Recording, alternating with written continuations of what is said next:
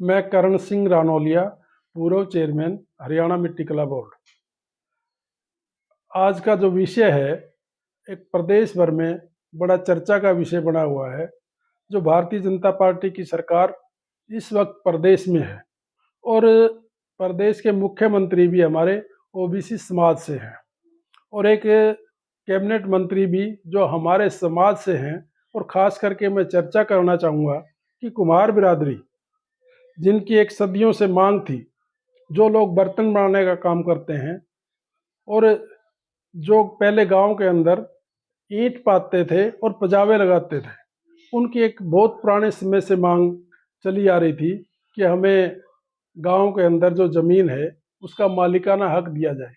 लेकिन अभी दक्ष जयंती जो भिवानी में मनाई, उसके अंदर माननीय मुख्यमंत्री जी ने एक घोषणा की कि हरियाणा के कुम्हारों को जो मिट्टी के बर्तन बनाने का काम करते हैं, उनको हम 15 दिन के अंदर अंदर मालिकाना हक देने का काम करेंगे।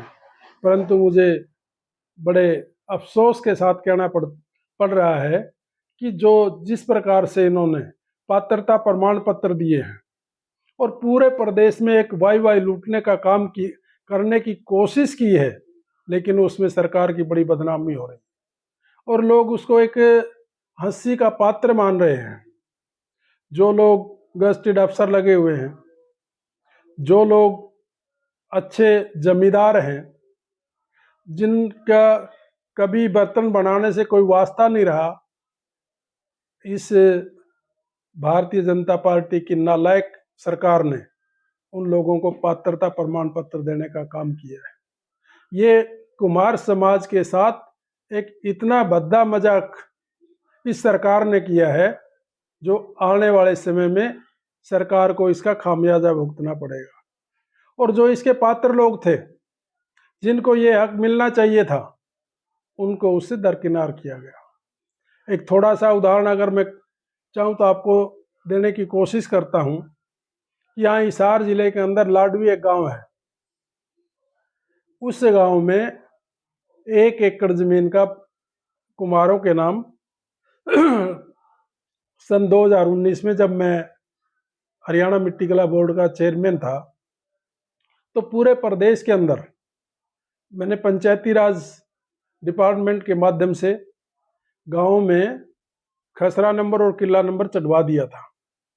तो लाडवी का जो मैं जिक्र कर रहा था, वहाँ पर 36 से लेकर के और 382 तक, यानी तकरीबन 350 आदमियों को पात्रता प्रमाण पत्र दे करके सरकार वाई लूटना चाह रही है।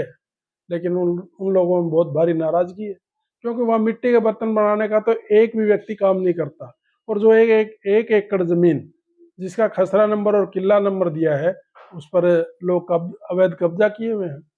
तो सरकार को ये चाहिए था कि जो ये पात्रता प्रमाण पत्र, जिसमें साफ लिखा हुआ है कि ये रॉ मटेरियल सिर्फ जो मिट्टी के बर्तनों का काम करते हैं, वो मिट्टी उठाने का लिए ये जगह दी गई है, तो सबसे पहले तो जो चिन्हित जगह है उसको खाली करवाते, फिर गांव में सर्वे करवाते कि कौन कौन लोग मिट्टी के बर्तन बनाने का काम करते हैं, और ये प्रमाण पत्र उनको दिए जाते, तो एक समाज का भी सम्मान होता और सरकार को भी एक अच्छा संदेश लोगों के बीच में जाता कि सरकार कुछ कर रही है।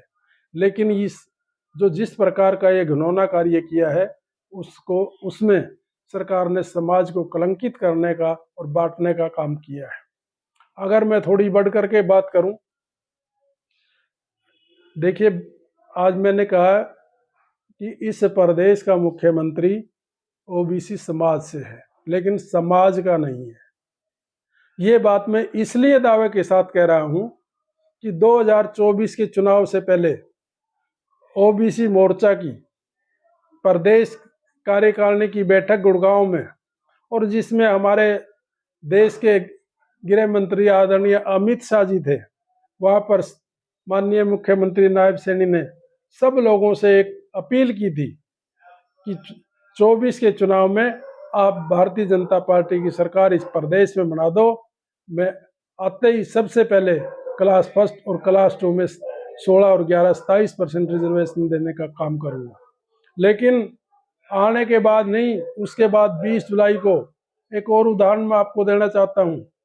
20 जुलाई को पूरे प्रदेश में एक मैसेज दिया कि आप संत कुटीर आवास में आइए। तो लोग वहाँ जो महेंद्रगढ़, नारनौल, मतलब प्रदेश के एक दूसरे कोने से चल करके वहाँ खाना खाने के लिए नहीं गए। लोगों को एक उम्मीद थी कि आज मुख्यमंत्री एक बहुत बड़ा तोहफा देंगे, और जिसका संयोजक जवाहर सैनी था उसने भी ये मांग रखी कि आज सारा प्रदेश का ओबीसी आपके घर पे आया हुआ है और इनको 27% रिजर्वेशन क्लास फर्स्ट और क्लास 2 की जो लंबे समय से डिमांड है इसको पूरी कर दें। ओबीसी मोर्चा के प्रदेश अध्यक्ष मदन चौहान ने भी कहा कि आज माननीय मुख्यमंत्री जी इस मांग को पूरा करिए। राज्यसभा सदस्य आदरणीय रामचंद्र जांगड़ा ने भी पूरी वकालत की कि आज आप इसको लागू कर दो। और इससे बढ़ करके भी जो हमारे मुख्यमंत्री आदरणीय नायब सैनी हैं, उनकी धर्मपत्नी श्रीमती सुमन सैनी ने भी कहा कि मुख्यमंत्री जी आज ये पूरा प्रदेश का समाज आपके घर पे आया हुआ है और आज ये तोहफा आप इनको दे दें।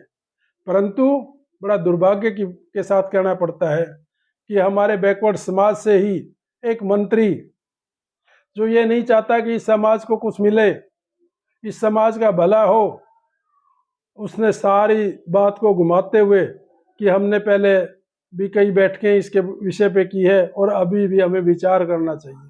तो विचार करने का कौन सा समय था, अब तो लागू करने का था। लेकिन ये भिचकी मारने का काम भी हमारे समाज के कैबिनेट मंत्री आदरणीय रणवीर गंगवा ने किया, जिसकी आज पूरा समाज बायकॉट कर रहा है। तो मुख्यमंत्री जी ने उस दिन सिर्फ सबका धन्यवाद करके और खाना खिला करके, लोगों ने खाना नहीं खाया, बल्कि एक मन में गुस्सा लेकर के वहां से वापस चले। तो ऐसे काम। दूसरी बात जो मैं आवे पजावे की कह रहा था, सन 19 में गुरुदक्ष जयंती जब कुरुक्षेत्र में मनाई तो आदरणीय उस वक्त के मुख्यमंत्री माननीय मनोहर लाल जी ने रणवीर गंगवा की अध्यक्षता में ही आवे पजावे के लिए जो जमीन है उसके मालिकाना हक देने की बात के लिए एक समिति का गठन किया था और उसकी अध्यक्ष रणवीर गंगवा जी को बनाया था। लेकिन आज 6 साल हो चुके हैं, उस पर कोई कार्रवाई नहीं। दूसरा, अगर मैं कहना चाहूँ कि जिस प्रकार से हरियाणा सरकार ने जो शहरों में जो 20 साल से पुराने जो दुकानदार कब्जा किए हुए बैठे हैं उनको मालिकाना हक देने का काम किया, और जबकि कुम्हार जो आवा पजावा सदियों से लगाते आ रहे हैं उनकी तरफ सरकार का कोई ध्यान नहीं। तो आपके माध्यम से मैं ये गुजारिश करना चाहूँगा सरकार को कि एक तो जो पात्रता प्रमाण पत्र दिए हैं उस पर से पुनर्विचार करें। जो गांव के अंदर जमीन जो कुम्हारों के लिए आरक्षित की है उस पर से कब्जे हटवाए जाएं, और जो आवे पजावे जो जमीन है उसका भी सर्वे करके उसका मालिकाना हक इनको दिया जाए। धन्यवाद। दरअसल में जो गांव के अंदर जमीन है जो कुम्हारों के लिए आरक्षित है उस पर मैक्सिमम जगह दबंग लोगों के कब्जे हैं। अगर मैं ये कहूँ कि सरकार के आदमियों के कब्जे है तो कोई बुरी बात नहीं है। तो सबसे पहले तो सरकार ने अपने अंदर ही झांक करके उन लोगों से इस जगह को मुक्त कराना होगा, लेकिन ये मुझे संभव नहीं लगता क्योंकि ये सिर्फ कागजों में ही बात करना चाहते हैं, धरातल पर कोई बात करना नहीं चाहते हैं। और बैकवर्ड क्लासेस को तो खास करके ये वोट के तौर पर इस्तेमाल करना चाहते हैं, देना कुछ भी नहीं चाहते। ऐसे बहुत सारे गांव हैं जहाँ पर ये तो एक अलग विषय है कि हरियाणा के 50% से ज़्यादा ऐसे गांव हैं जहाँ मिट्टी है और जहाँ मिट्टी है भी नहीं, लेकिन वो घड़े बनाने वाली मिट्टी नहीं है। ऐसे उसके लिए तो सरकार जो लोग इस मिट्टी के बर्तन बनाने का काम करते हैं उनके रॉ मटेरियल में सब्सिडी देने का काम कर सकती है अगर चाहे तो। मैं तो इसमें सरकार की नीयत में खोट मानता हूँ, क्योंकि सरकार किसी को देना नहीं चाहती, सिर्फ वाई वाई लूटना चाहती है, एक आंकड़े प्रस्तुत करना चाहती है। जिस प्रकार से ये झूठे आंकड़े कि लाखों लोगों को हम प्रमाण पत्र दे करके कि इतने कुम्हारों को हमने प्रमाण पत्र दे दिए, जिसका कोई औचित्य नहीं है।